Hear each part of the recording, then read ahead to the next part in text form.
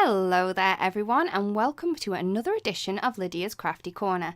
Today we'll be focusing on a simple technique called spotlight stamping. So this is when we're going to create a bit of a focal point with the different colour of inks to make it pop a little bit from the background stamping, but continue the pattern on. So to start with, I'm just going to be stamping onto my card base. So this is just a normal white card base made from solar white cardstock, and it's 4 1/4 by 5 1/2. So I have these dies from Big World die set. So I'm not using the stamp set, but I will be using the dies, which are really, really fun. And I'm just going to pop them into position where I want them to be later on. And I am just going to draw around this with a light pencil line, just so I can easily remove the marks later on with an eraser. I'm then going to be using the Heart Flowers stamp set, and I'm going to be stamping the ones on my base with grey inks. So these are the ones from the Rock collection, and I'm using just the Silverstone for these flowers, as well as the other flowers that I will stamp as well.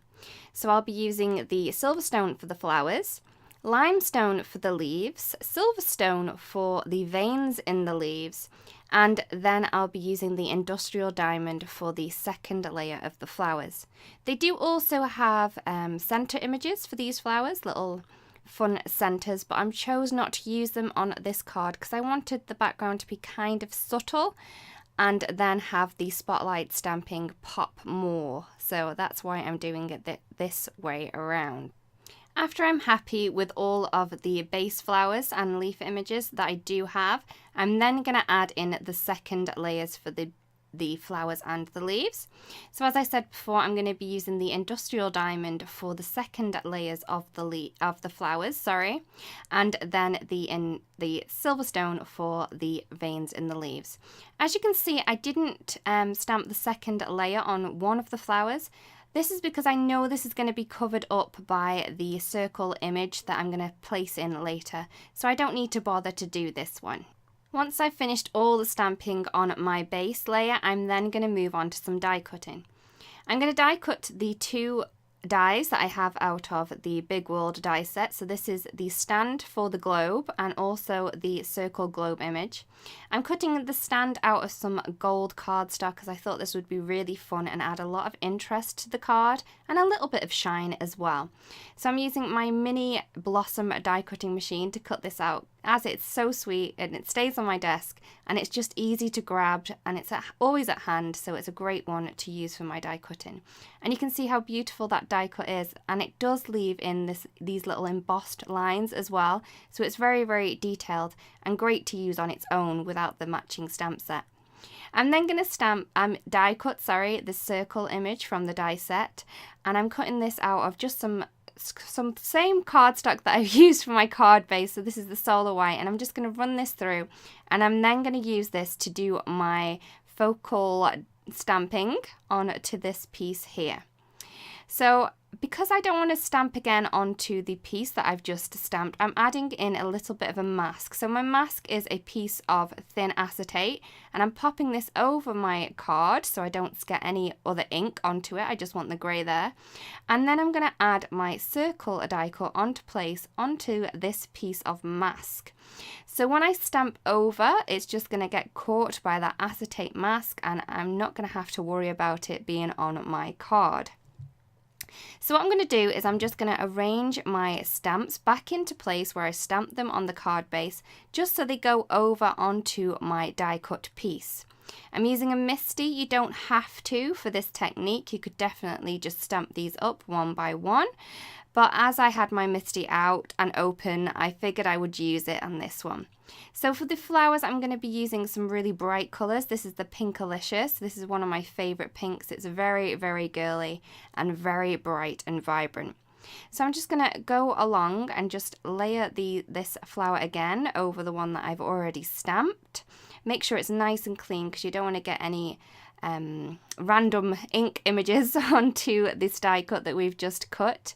So as you can see, I'm just picking it up, and then again I'm going to use the Pinkalicious for this layer as well.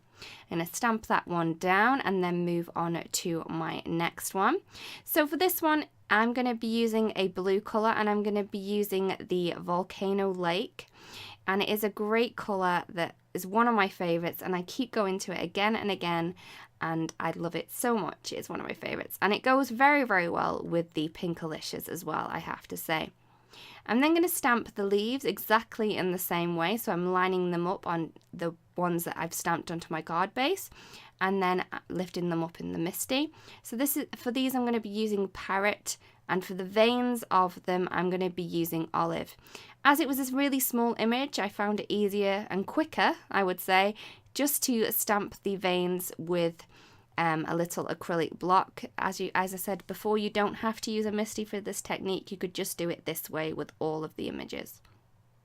I'm then going to add in the second layers to the pink flowers, and I'm using ruby red for this. It did take a little bit of twisting, and as you can see, I've chose to use my acrylic block rather than my Misty because it just took a little less time.